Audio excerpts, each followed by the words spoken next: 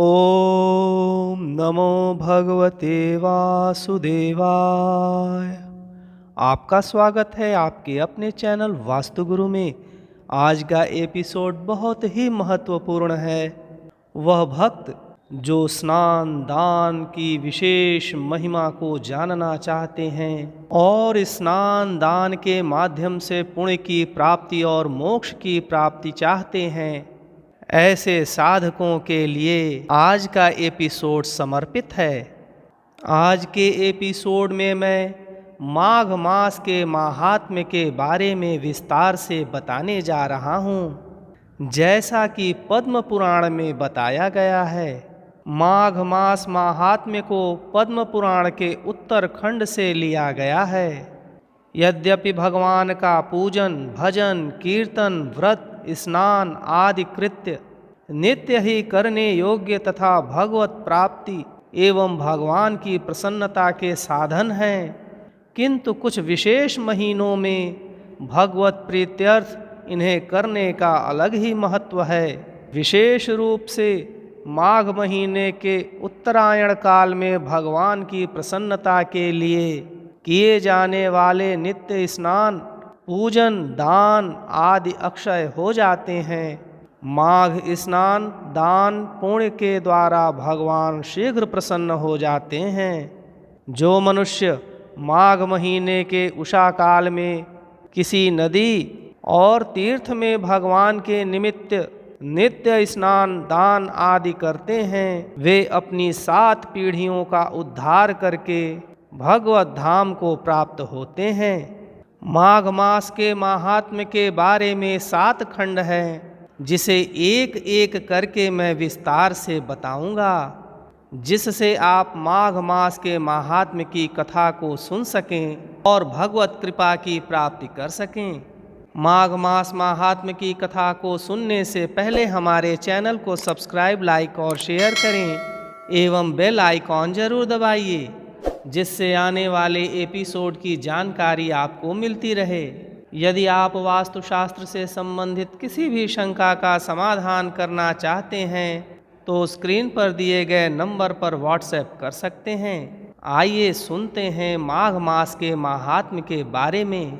इसे मैं 7 खंडों में प्रस्तुत कर रहा हूँ। माघ मास महात्म्य के प्रथम खंड में आपने सुना वशिष्ठ जी का दिलीप से तथा भृगु जी का विद्याधर से माघ स्नान की महिमा का बताना तथा माघ स्नान से विद्याधर की कुरूपता का दूर होना। माघ मास महात्म्य के द्वितीय खंड में आपने सुना मृगशृंग मुनि का भगवान से वरदान प्राप्त करके अपने घर लौटना। आज तृतीय खंड में हम सुनेंगे मृगशृंग मुनि के द्वारा माघ के पुण्य से एक हाथी का उद्धार तथा मरी हुई कन्याओं का जीवित होना। वशिष्ठ जी कहते हैं, राजन, भोजपुर में उचथ्य नामक एक श्रेष्ठ मुनि थे। उनके कमल के समान नेत्रों वाली एक कन्या थी, जिसका नाम सुवृत्ता था। वह माघ मास में प्रतिदिन सवेरे ही उठकर अपनी कुमारी सखियों के साथ कावेरी नदी के पश्चिमगामी प्रवाह में स्नान किया करती थी। स्नान के समय वह इस प्रकार प्रार्थना करती, देवी, तुम सह्य पर्वत की घाटी से निकलकर श्री रंग क्षेत्र में प्रवाहित होती हो। श्री कावेरी, तुम्हें नमस्कार है, मेरे पापों का नाश करो। मरुद्वृधे, तुम बड़ी सौभाग्यशालिनी हो। माघ मास में जो लोग तुम्हारे जल में स्नान करते हैं, उनके बड़े बड़े पापों को हर लेती हो। माता, मुझे मंगल प्रदान करो। पश्चिम वाहिनी कावेरी, मुझे पति धन पुत्र संपूर्ण मनोरथ और पतिव्रत्य पालन की शक्ति दो। यों कहकर सुवृत्ता कावेरी को प्रणाम करती और जब कुछ कुछ सूर्य का उदय होने लगता, उसी समय वह नित्य स्नान किया करती थी। इस प्रकार उसने 3 वर्षों तक माघ स्नान किया। उसका उत्तम चरित्र तथा गृह कार्य में चतुरता देखकर पिता का मन बड़ा प्रसन्न रहता था। वे सोचने लगी, अपनी कन्या का विवाह किससे करूं। इसी बीच में कुत्स मुनि ने अपने पुत्र ब्रह्मचारी वत्स का विवाह करने के लिए उचथ्य की सुमुखी कन्या सुवृत्ता का वरण करने का विचार किया। सुवृत्ता बड़ी सुंदरी थी, उसमें अनेक शुभ लक्षण थे। वह बाहर और भीतर से शुद्ध तथा निरोगी थी। उस समय उसकी कहीं तुलना नहीं थी। वत्स मुनि ने उससे विवाह करने की अभिलाषा की। एक दिन सुवृत्ता अपनी 3 सखियों के साथ माघ स्नान करने के लिए अरुणोदय के समय कावेरी के तट पर आई। उसी समय एक भयानक जंगली हाथी पानी से निकला। उसे देखकर सुवृत्ता आदि कन्याएं भय से व्याकुल होकर भागीं। हाथी भी बहुत दूर तक उनके पीछे पीछे गया। चारों कन्याएं वेग से दौड़ने के कारण हाँफने लगीं और तिनकों से ढके हुए एक बहुत बड़े जलशून्य कुएं में गिर पड़ीं। कुएं में गिरते ही उनके प्राण निकल गए।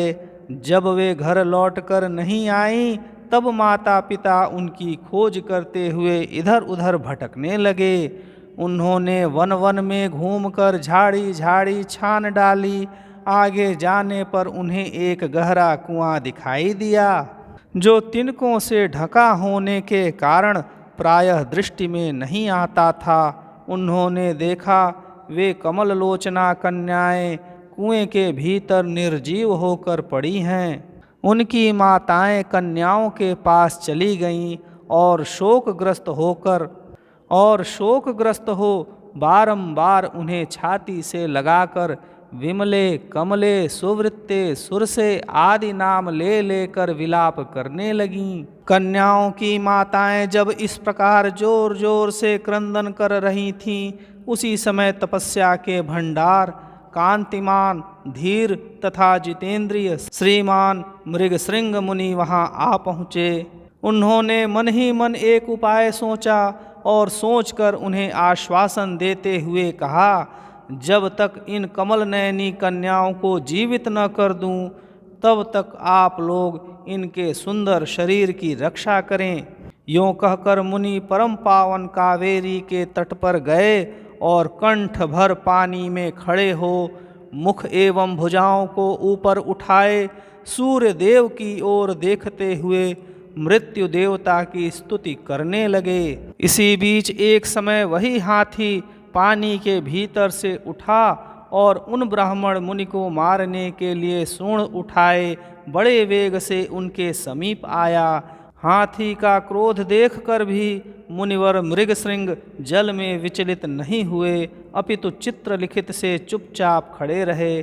पास आने पर एक ही क्षण में उस गजराज का क्रोध चला गया। वह बिल्कुल शांत हो गया। उसने मुनि को सूंड से पकड़कर अपनी पीठ पर बिठा लिया। मुनि उसके भाव को समझ गए। उसके कंधे पर सुखपूर्वक बैठने से उन्हें बड़ा संतोष हुआ और जप समाप्त करके हाथ में जल ले, मैंने 8 दिनों के माघ स्नान का पुण्य तुम्हें दे दिया। यों कहकर उन्होंने शीघ्र ही वह जल हाथी के मस्तक पर छोड़ दिया। इससे गजराज पाप रहित हो गया और मानो इस बात को स्वयं भी समझते हुए उसने प्रलयकालीन मेघ के समान बड़े जोर से गर्जना की। उसकी इस गर्जना से भी मुनि के मन में बड़ी प्रसन्नता हुई और उन्होंने कृपापूर्वक उस गजराज की ओर देखकर उसके ऊपर अपना हाथ फेरा। मुनि के हाथ का स्पर्श होने से उसने हाथी का शरीर त्याग दिया और आकाश में देवता की भांति दिव्य रूप धारण किए दृष्टिगोचर हुआ। उस रूप में उसे देखकर मुनीश्वर को बड़ा विस्मय हुआ। तब दिव्य रूपधारी उस जीव ने कहा, मुनीश्वर, मैं कृतार्थ हो गया, क्योंकि आपने मुझे अत्यंत निंदित एवं पापमयी पशु योनि से मुक्त कर दिया। दयानिधे, अब मैं अपना सारा वृत्तांत बतलाता हूँ, सुनिए। पूर्व काल की बात है। नैषध नगर में विश्वगुप्त नाम से प्रसिद्ध परम धर्मात्मा तथा स्वधर्म पालन में तत्पर एक वैश्य रहते थे। मैं उन्हीं का पुत्र हूँ। मेरा नाम धर्मगुप्त था। स्वाध्याय, यजन, दान सूद लेना, पशुपालन, गोरक्षा, खेती और व्यापार, यही सब मेरा काम था। द्विजश्रेष्ठ, मैं अनुचित काम और दंभ से सदा दूर ही रहा, सत्य बोलता और किसी की निंदा नहीं करता था। इंद्रियों को काबू में रखकर अपनी स्त्री से ही अनुराग करता था और पराई स्त्रियों के संपर्क से बचा रहता था। मुझ में राग, भय और क्रोध नहीं थे। लोभ और मत्सर को भी मैंने छोड़ रखा था। दान देता, यज्ञ करता, देवताओं के प्रति भक्ति रखता और गौओं तथा ब्राह्मणों के हित में संलग्न रहता था। सदा धर्म, अर्थ और काम का सेवन करता तथा व्यापार के काम में कभी किसी को धोखा नहीं देता था। ब्राह्मण लोग जब यज्ञ करते उस समय उन्हें बिना मांगे ही धन देता था। समय पर श्राद्ध तथा संपूर्ण देवताओं का पूजन करता था। अनेक प्रकार के सुगंधित द्रव्य, बहुत से पशु, दूध, दही, मट्ठा, गोबर, घास, लकड़ी, फल, मूल, नमक, जायफल, पीपल, अन्न, साग के बीज, नाना प्रकार के वस्त्र, धातु, ईख के रस से तैयार होने वाली वस्तुएं और अनेक प्रकार के रस बेचा करता था। जो दूसरों को देता था वह तौल में कम नहीं रहता था और जो औरों से लेता वह अधिक नहीं होता था। जिन रसों के बेचने से पाप होता है उनको छोड़कर अन्य रसों को बेचा करता था। बेचने में छल कपट से काम नहीं लेता था। जो मनुष्य साधु पुरुषों को व्यापार में ठगता है वह घोर नरक में पड़ता है तथा उसका धन भी नष्ट हो जाता है। मैं सब देवताओं, ब्राह्मणों तथा गौओं की प्रतिदिन सेवा करता और पाखंडी लोगों से दूर रहता था। ब्राह्मण, किसी भी प्राणी से मन, वाणी और क्रिया द्वारा ईर्ष्या किए बिना ही जो जीविका चलाई जाती है वही परम धर्म है। मैं ऐसी ही जीविका से जीवन निर्वाह करता था। इस प्रकार धर्म के मार्ग से चलकर मैंने 1 करोड़ स्वर्ण मुद्राओं का उपार्जन किया। मेरे एक ही पुत्र था जो संपूर्ण गुणों में श्रेष्ठ था। मैंने अपने सारे धन को 2 भागों में बांटकर आधा तो पुत्र को दे दिया और आधा अपने लिए रखा। अपने हिस्से का धन लेकर पोखरा खुदवाया, नाना प्रकार के वृक्षों से युक्त बगीचा लगवाया, अनेक मंडपों से सुशोभित देव मंदिर बनवाया, मरुभूमि के मार्गों में पौसले और कुएं बनवाए तथा ठहरने के लिए धर्मशालाएं तैयार कराईं। कन्यादान, गोदान और भूमिदान किए।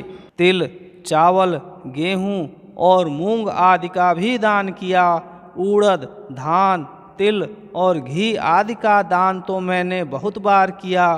तदनंतर रस के चमत्कारों का वर्णन करने वाला कोई कापालिक मेरे पास आया और कौतूहल पैदा करने के लिए कुछ करामात दिखाकर उसने मुझे अपने माया जाल में फंसाकर ठग लिया। उसकी करतूतें देखकर उसके प्रति मेरा विश्वास बढ़ गया और रसवाद, चांदी, सोना आदि बनाने के नाम पर मेरा सारा धन बर्बाद हो गया।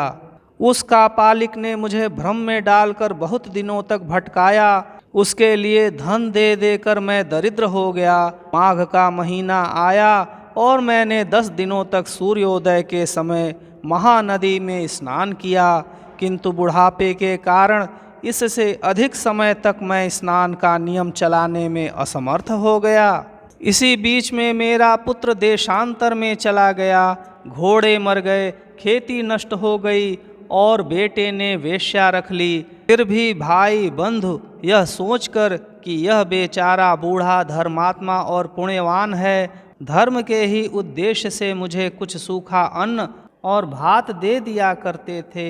अब मैं अपना धर्म बेचकर कुटुंब का पालन पोषण करने लगा। केवल माघ स्नान के फल को नहीं बेच सका। एक दिन जिह्वा की लोलुपता के कारण दूसरे के घर पर खूब गले तक ठूंस कर मिठाई खा ली। इससे अजीर्ण हो गया। अजीर्ण से अतिसार की बीमारी हुई और उससे मेरी मृत्यु हो गई।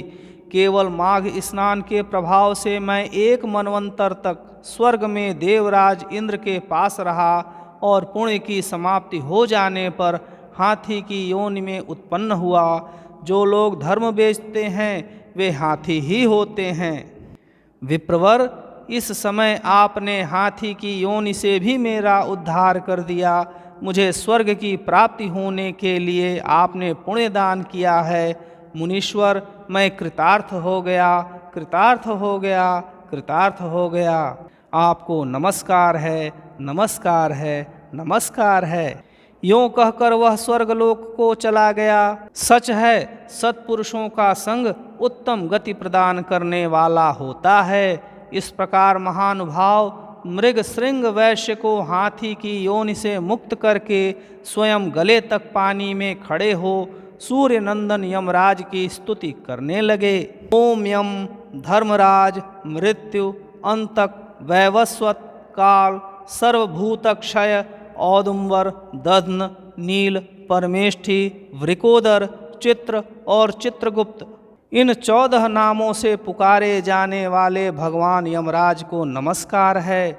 जिनका मुख दाढ़ों के कारण विकराल प्रतीत होता है, टेढ़ी भौहों से युक्त आँखें क्रूरता पूर्वक जान पड़ती हैं, जिनके शरीर में ऊपर की ओर उठे हुए बड़े बड़े रोम हैं तथा ओठ भी बहुत लंबे दिखाई देते हैं, ऐसे आप यमराज को नमस्कार है। आपके अनेक भुजाएं हैं, अनंत नख हैं तथा कज्जल गिरि के समान काला शरीर और भयंकर रूप है। आपको नमस्कार है। भगवन, आपका वेश बड़ा भयानक है। आप पापियों को भय देते, काल दंड से धमकाते और सब प्रकार के अस्त्र शस्त्र धारण करते हैं। बहुत बड़ा भैंसा आपका वाहन है। आपके नेत्र दहकते हुए अंगारों के समान जान पड़ते हैं। आप महान हैं। मेरु पर्वत के समान आपका विशाल रूप है। आप लाल माला और वस्त्र धारण करते हैं। आपको नमस्कार है। कल्पांत के मेघों की भांति जिनकी गंभीर गर्जना और प्रलयकालीन वायु के समान प्रचंड वेग है, जो समुद्र को भी पी जाते, संपूर्ण जगत को ग्रास बना लेते हैं, पर्वतों को भी चबा जाते और मुख से आग उगलते हैं, उन भगवान यमराज को नमस्कार है। भगवान, अत्यंत घोर और अग्नि के समान तेजस्वी काल रूप मृत्यु तथा बहुत से रोग आपके पास सेवा में उपस्थित रहते हैं। आपको नमस्कार है। आप भयानक मारी और अत्यंत भयंकर महामारी के साथ रहते हैं। पापिष्ठों के लिए आपका ऐसा ही स्वरूप है। आपको बारंबार नमस्कार है। वास्तव में तो आपका मुख खिले हुए कमल के समान प्रसन्नता से पूर्ण है। आपके नेत्रों में करुणा भरी है। आप पितृ स्वरूप हैं। आपको नमस्कार है। आपके केश अत्यंत कोमल हैं और नेत्र भौहों की रेखा से सुशोभित हैं। मुख के ऊपर मूछ बड़ी सुंदर जान पड़ती है। पके हुए बिंब फल के समान लाल ओठ आपकी शोभा बढ़ाते हैं। आप 2 भुजाओं से युक्त सुवर्ण के समान कांतिमान और सदा प्रसन्न रहने वाले हैं। आपको नमस्कार है। आप सब प्रकार के आभूषणों से विभूषित रत्नमय सिंहासन पर विराजमान, श्वेत माला और श्वेत वस्त्र धारण करने वाले तथा श्वेत छत्र से सुशोभित हैं। आपके दोनों ओर 2 दिव्य नारियां खड़ी होकर हाथों में सुंदर चंवर लिए डुला रही हैं। आपको नमस्कार है। गले के रत्नमय हार से आप बड़े सुंदर जान पड़ते हैं। रत्नमय कुंडल आपके कानों की शोभा बढ़ाते हैं। आपके हार और भुजबंद भी रत्न के ही हैं तथा आपके किरीट में नाना प्रकार के रत्न जड़े हुए हैं। आपकी कृपा दृष्टि सीमा का अतिक्रमण कर जाती है। आप मित्र भाव से सबको देखते हैं। सब प्रकार की संपत्तियां आपको समृद्धिशाली बनाती हैं। आप सौभाग्य के परम आश्रय हैं तथा धर्म और अधर्म के ज्ञान में निपुण सभासद आपकी उपासना करते हैं। आपको नमस्कार है। संयमनीपुरी की सभा में शुभ्र रूप वाले धर्म, शुभ लक्षण सत्य चंद्रमा के समान मनोहर रूपधारी शम, दूध के समान उज्ज्वल दम तथा वर्णाश्रम जनित विशुद्ध आचार आपके पास मूर्तिमान होकर सेवा में उपस्थित रहते हैं। आपको नमस्कार है। आप साधुओं पर सदा स्नेह रखते, वाणी से उनमें प्राणों का संचार करते, वचनों से संतोष देते और गुणों से उन्हें सर्वस्व समर्पण करते हैं। सज्जन पुरुषों पर सदा संतुष्ट रहने वाले आप धर्मराज को बारंबार नमस्कार है।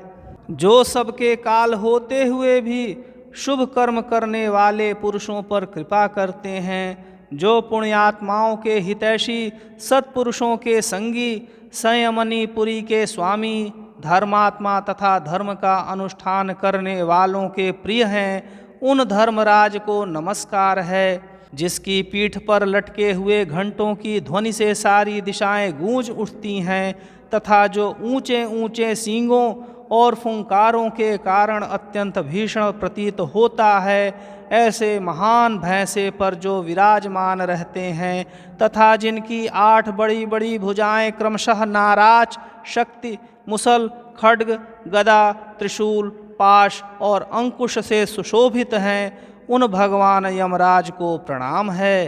जो 14 सत्पुरुषों के साथ बैठकर जीवों के शुभाशुभ कर्मों का भली भांति विचार करते हैं, साक्षियों द्वारा अनुमोदन कराकर उन्हें दंड देते हैं तथा संपूर्ण विश्व को शांत रखते हैं, उन दक्षिण दिशा के स्वामी शांत स्वरूप यमराज को नमस्कार है। जो कल्याण स्वरूप, भयहारी, शौच, संतोष आदि नियमों में स्थित मनुष्यों के नेत्रों को प्रिय लगने वाले सावर्णी, शनैश्चर और वैवस्वत मनु, इन तीनों की माता के सौतेले पुत्र विवस्वान सूर्यदेव के आत्मज तथा सदाचारी मनुष्यों को वर देने वाले हैं, उन भगवान यम को नमस्कार है। भगवान, जब आपके दूत पापी जीवों को दृढ़तापूर्वक बांधकर आपके सामने उपस्थित करते हैं, तब आप उन्हें यह आदेश देते हैं कि इन पापियों को अनेक घोर नरकों में गिराकर छेद डालो, टुकड़े टुकड़े कर डालो, जला दो, पीस दो। इस प्रकार की बातें कहते हुए यमुना जी के ज्येष्ठ भ्राता आप यमराज को मेरा प्रणाम है। जब आप अंतक रूप धारण करते हैं, उस समय आपके गोलाकार नेत्र किनारे किनारे से लाल दिखाई देते हैं। आप भीम रूप होकर भय प्रदान करते हैं। टेढ़ी भौहों के कारण आपका मुख वक्र जान पड़ता है। आपके शरीर का रंग उस समय नीला हो जाता है तथा आप अपने निर्दयी दूतों के द्वारा शास्त्रोक्त नियमों का उल्लंघन करने वाले पापियों को खूब कड़ाई के साथ धमकाते हैं। आपको सर्वदा नमस्कार है। जिन्होंने पंच महायज्ञों का अनुष्ठान किया है तथा जो सदा ही अपने कर्मों के पालन में संलग्न रहे हैं, ऐसे लोगों को दूर से ही विमान पर आते देख आप दोनों हाथ जोड़े आगे बढ़कर उनका स्वागत करते हैं। आपके नेत्र कमल के समान विशाल हैं तथा आप माता संज्ञा के सुयोग्य पुत्र हैं। आपको प्रणाम है।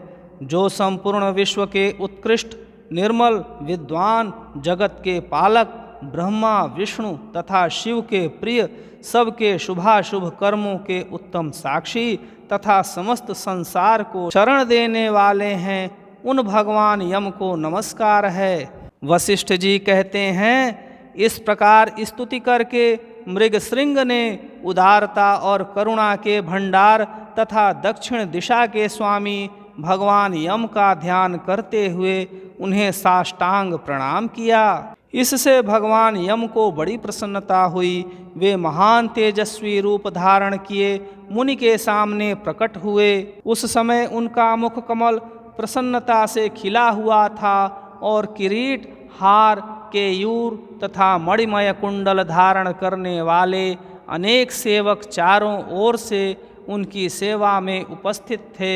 यमराज ने कहा, मुने, मैं तुम्हारे इस स्तोत्र से बहुत संतुष्ट हूँ और तुम्हें वर देने के लिए यहाँ आया हूँ। तुम मुझसे मनोवांछित वर मांगो, मैं तुम्हें अभीष्ट वस्तु प्रदान करूंगा।